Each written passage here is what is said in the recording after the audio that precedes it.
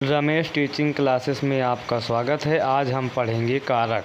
कारक व्याकरण में संज्ञा या सर्वनाम शब्द की वह अवस्था जिसके द्वारा वाक्य में उसका क्रिया के साथ संबंध प्रकट होता है उसे कारक कहते हैं।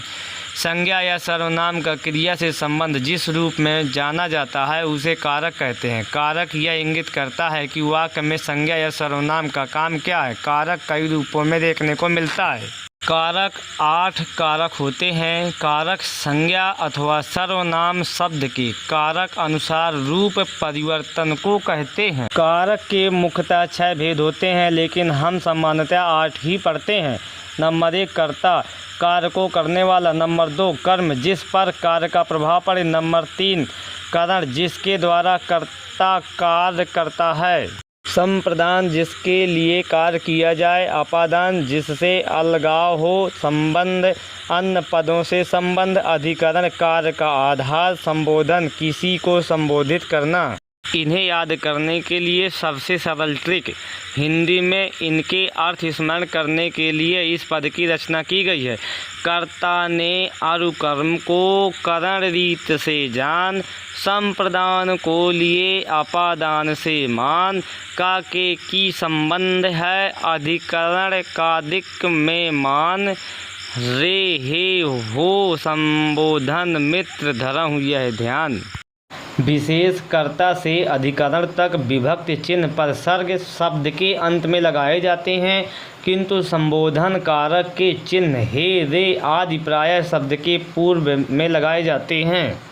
नंबर 1 कर्ता कारक, संज्ञा या सर्वनाम के जिस रूप से क्रिया के करने वाले का बोध होता है वह कर्ता कारक कहलाता है। इसका हिंदी पर्याय ने है। इसे ने चिन्ह का वर्तमान काल और भविष्य काल में प्रयोग नहीं होता है। इसका सकर्मक धातुओं के साथ भूतकाल में प्रयोग होता है। जैसे नंबर 1 राम ने रावण को मारा। नंबर 2 लड़की स्कूल जाती है।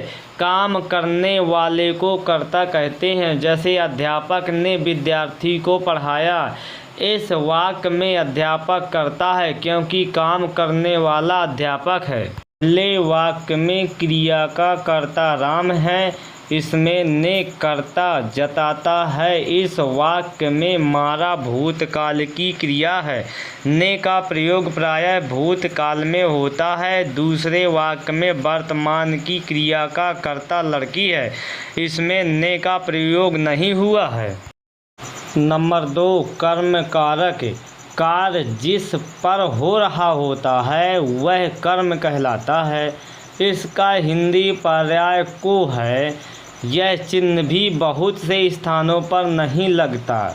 कार्य का फल अर्थात प्रभाव जिस पर पड़ता है उसे कर्म कारक कहते हैं। जैसे राम ने आम को खाया। इस वाक्य में आम कर्म है। जैसे नंबर 1 मोहन ने सांप को मारा। नंबर 2 लड़की ने पत्र लिखा। पहले वाक्य में मारने की क्रिया का फल सांप पर पड़ता है, अतः सांप कर्म कारक है। इसके साथ परसर्ग को लगा है। दूसरे वाक्य में लिखने की क्रिया का फल पत्र पर पड़ा, अतः पत्र कर्म है। इसमें कर्म कारक का हिंदी पर्याय को नहीं लगा। नंबर 3 करण कारक, संज्ञा आदि शब्द के जिस रूप से क्रिया के करने का साधन का बोध हो, अर्थात जिसकी सहायता से कार्य संपन्न हो, वह करण कारक कहलाता है। इसके हिंदी पर्याय से के द्वारा है। जिसकी सहायता से कोई कार्य किया जाए उसे करण कारक कहते हैं। जैसे वह कलम से लिखता है। इस वाक्य में कलम करण है क्योंकि लिखने का काम कलम से किया गया है। जैसे नंबर 1 अर्जुन ने जयद्रथ को बाण से मारा। नंबर 2 बालक गेंद से खेल रहे हैं। पहले वाक्य में कर्ता अर्जुन ने मारने का कार्य बाण से किया है, अंततः बाण से करण पद है। दूसरे वाक्य में कर्ता बालक खेलने का कार्य गेंद से कर रहे हैं, अतः गेंद से करण पद है। नंबर 4 संप्रदान कारक, संप्रदान का अर्थ है देना, अर्थात कर्ता जिसके लिए कुछ कार्य करता है अथवा जिसे कुछ देता है उसे व्यक्त करने वाले रूप को संप्रदान कारक कहते हैं। इसका हिंदी पर्याय के लिए है। जिसके लिए कोई कार्य किया जाए उसे संप्रदान कारक कहते हैं। जैसे मैं दिनेश के लिए चाय बना रहा हूँ। इस वाक्य में दिनेश संप्रदान अवस्था में है क्योंकि चाय बनाने का काम दिनेश के लिए किया जा रहा है। नंबर 5 अपादान कारक। संज्ञा के जिस रूप से एक वस्तु का दूसरी से अलग होना पाया जाए वह अपादान कारक कहलाता है। इसका हिंदी पर्याय से है। कर्ता अपनी क्रिया द्वारा जिससे अलग होता है उसे अपादान कारक कहते हैं। जैसे पेड़ से आम गिरा। इस वाक्य में पेड़ अपादान अवस्था में है क्योंकि आम पेड़ से गिरा अर्थात अलग हुआ है। जैसे नंबर 1 बच्चा छत से गिर पड़ा। नंबर 2 संगीता घर से चल पड़ी। इन दोनों वाक्यों में छत से और घर से गिरने में अलग होना प्रकट होता है, अतः घर से और छत से अपादान अवस्था में है। नंबर 6 संबंध कारक। शब्द के जिस रूप से किसी एक वस्तु का दूसरी वस्तु से संबंध प्रकट हो वह संबंध कारक कहलाता है। इसका हिंदी पर्याय का, के, की, रा, रे, री है। ये हिंदी सर्वनामों में अभी भी भिन्न कारक रूप में दिखाई देते हैं। जैसे मैं, मेरा। उदाहरण नंबर 1 यह राधे श्याम का बेटा है। नंबर 2 यह कमला की गाय है।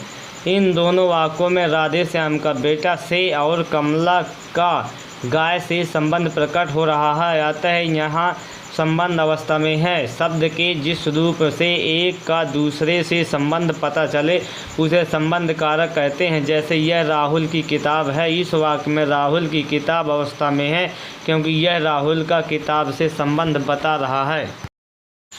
नंबर 7 अधिकरण कारक।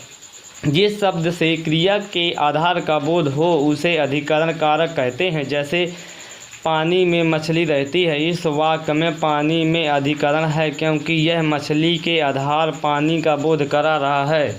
शब्द के जिस रूप से क्रिया के आधार का बोध होता है उसे अधिकरण कहते हैं। इसके हिंदी पर्याय में पर है। जैसे भंवरा फूलों पर मंडरा रहा है, कैमरे में टीवी देखा है। इन दोनों वाक्यों में फूलों पर और कैमरे में अधिकरण है। नंबर 8 संबोधन कारक। जिससे किसी को बुलाने अथवा पुकारने का भाव प्रकट हो उसे संबोधन कारक कहते हैं और संबोधन चिन्ह वाह लगाया जाता है। जैसे अरे भैया वाह, क्यों रो रहे हो, हे गोपाल, ये चिन्ह लगा है, यहाँ आओ। इन दोनों वाक्यों में अरे भैया और हे गोपाल संबोधन कारक है। जिस शब्द से किसी को पुकारा या